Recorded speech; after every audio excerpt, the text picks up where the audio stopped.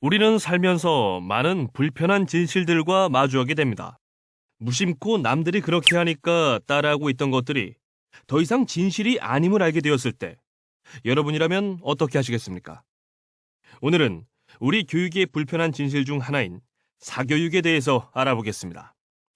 먼저 우리 주위에서 쉽게 살펴볼 수 있는 고등학생의 모습입니다.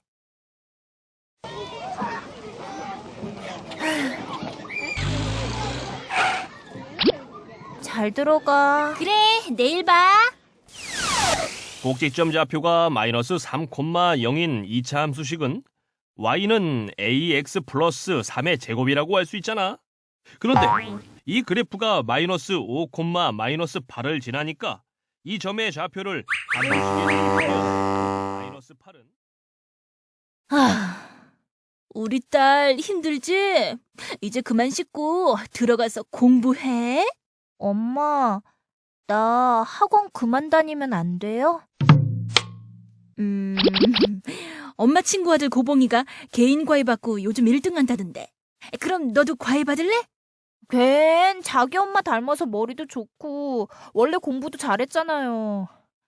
전 그냥 혼자서 공부. 야, 혼자서 공부가 되냐? 그리고 너도 나 닮아서 머리는 좋아. 학원 다니자마자 친 첫 시험에서 성적 오른 거 기억 안 나? 왜 우리의 부모님들은 자식에게 머리 좋다는 말을 할 때 화를 내는 걸까요? 그리고 이토록 학원이나 과외에 집착하는 이유는 뭘까요? 물론 사교육이 단기적으로 효과를 나타낼 수 있고 상위권 학생들이 사교육 받는 모습을 보면 언뜻 사교육과 성적의 상관관계가 커 보일 수도 있습니다.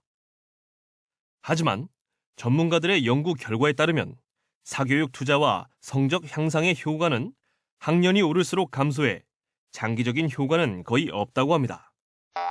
학원이 효과가 없으면 뭘 해야 효과를 볼 수 있다는 말이에요? 단순하게 수학 과목만 살펴봐도 고3 때 주당 사교육을 1시간 많이 받은 경우 수능 100분위가 1.5 높았지만 혼자 1시간 더 공부한 경우 수능 100분위는 1.8에서 4.6까지 상승한 것으로 나타났습니다. 혼자서 공부를 해요? 그래, 요즘 대세는 자기주도 학습이란 말이야. 자기주도 학습? 그게 정말 효과가 있는 거예요?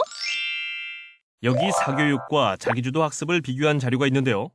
보시다시피 수능, 대학 학점에 있어서 자기주도 학습이 사교육에 비해 훨씬 나은 성과를 보였습니다. 특히 시간당 실질 임금은 고교 때 혼자서 1시간 더 공부했을 경우 3.9%가량 높았지만 사교육 시간의 증가에 따른 임금 상승 효과는 전혀 나타나지 않았습니다. 아니, 어째서 이런 결과가 나온 거죠? 그것은 기억의 원리와 밀접한 관계가 있습니다. 장기간 기억을 하기 위해서는 무언가 배운 직후, 1일 후, 1주 후, 한 달 후에 각각 다시 복습을 해주는 것이 중요한데요. 대부분의 사교육은 복습 대신 예습을 하고 있기 때문에 자기주도 학습에 비해 효과가 떨어진 것으로 볼 수 있습니다. 사교육을 받은 것이 장기적으로는 효과가 별로 없는 것까진 몰랐네. 그럼 너 학원 안 다니면 혼자 공부할 자신은 있는 거지? 그러니까 그게 그렇죠. 아무리 봐도 엄마는 불안해서 안 되겠다. 학원을 그만두는 건 천천히 생각해보자. 아직 수능까지는 시간이 남았더라도 당장 학교 성적을 위해 학원은 계속 다녀. 사교육에 의존하는 것이 미래를 위해서 크게 효과가 없다는 걸 알면서도 당장 학교 성적이 떨어지진 않을까 하는 불안함 때문에 자녀를 사교육에 맡기려 하는 오늘날 우리의 모습을 보셨는데요. 과연 부모님들 생각처럼 사교육이 자기주도 학습에 비해서 학업 성적을 올리는 데 더 도움이 될까요? 당장 2009 개정 교육과정만 보더라도 생각하는 학습을 위한 학년군과 교과군이 도입돼 토론식 수업이 늘어나는 등 자기주도 학습이 강조되고 있음을 알 수 있습니다. 과거 지식을 습득하고 정답을 가르치는 교육 대신 지식을 활용하고 창조할 수 있는 교육으로 방향을 바꾼 것이죠. 뿐만 아니라 입시 환경도 대학 입학 사정관제, 자기주도 학습 전형이 확대되는 등 자기주도 학습을 요구하고 있고 글로벌 시대가 원하는 인재 역시 스스로 학습하고 과제를 해결할 수 있는 자기 주도적 학습 능력을 갖춘 사람입니다.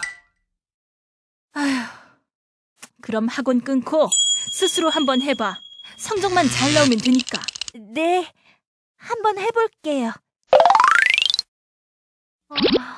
이게 무슨 말이지?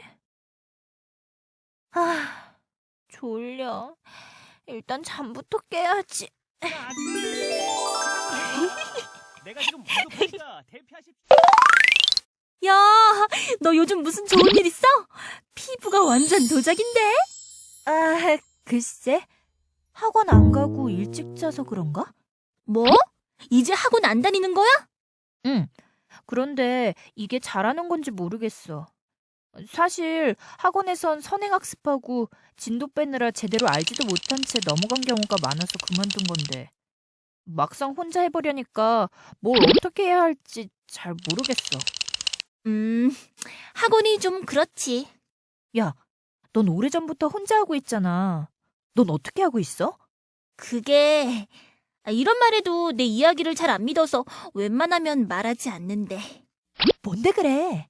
난 그냥 학교 수업 중심으로 열심히 듣고 혼자서 복습하는 시간을 많이 갖는 편이야. 물론 토론 수업 같은 거 있으면 미리 자료를 좀 찾아보긴 하지만. 그게 다야? 다는 아니고 어쨌든 혼자 스스로 하다 보면 시간 관리가 잘 안 될 수 있으니까 일주일 단위로 무슨 과목을 얼마만큼 공부할지 계획을 좀 꼼꼼하게 짜는 편이야.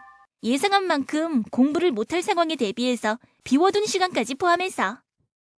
그래도 계획표가 무슨 데스노트도 아니고 그대로 실천이 돼?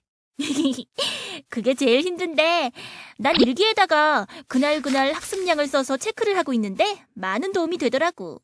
그러면 계획대로 돼가는지 부족한 건 없는지 알 수 있고 스스로 반성도 되고 그래. 듣고 보니 괜찮은 방법인 것 같다.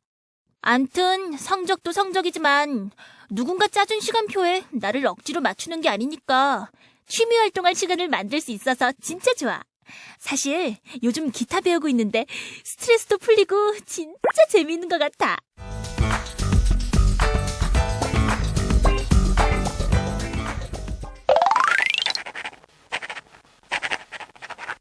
너 성적이 하나도 안 올랐어. 이대로 괜찮은 거야? 조금만 더 기다려주세요. 이제 어떻게 해야 할지 좀 알 것 같단 말이에요. 공부도 좀 재미있는 것 같고. 공부를 재미로 하냐? 꼭 그런 건 아닌데 재밌으니까 더 잘할 수 있을 것 같아서 말씀드리는 거예요. 그리고 혼자서 생각할 시간이 생기니까 나중에 제가 뭘 하고 싶은지 뭘 잘할 수 있을지도 좀 알 것 같단 말이에요. 나중에 하고 싶은 걸 하려면 일단 성적이 좋아야 할 거 아니야. 진로 고민보다 당장의 성적을 중요시하는 우리 부모님의 모습을 보셨는데요.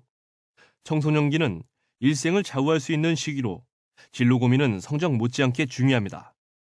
단순히 학업 성적과 대학 진학만을 위해 사교육을 받은 학생은 적성에 맞지 않는 과를 선택해서 그만두게 되거나 계속 다니더라도 학습의 동기와 열정이 생기지 않아 자신이 원하는 진로로 나아가는데 어려움을 겪는 경우가 많습니다.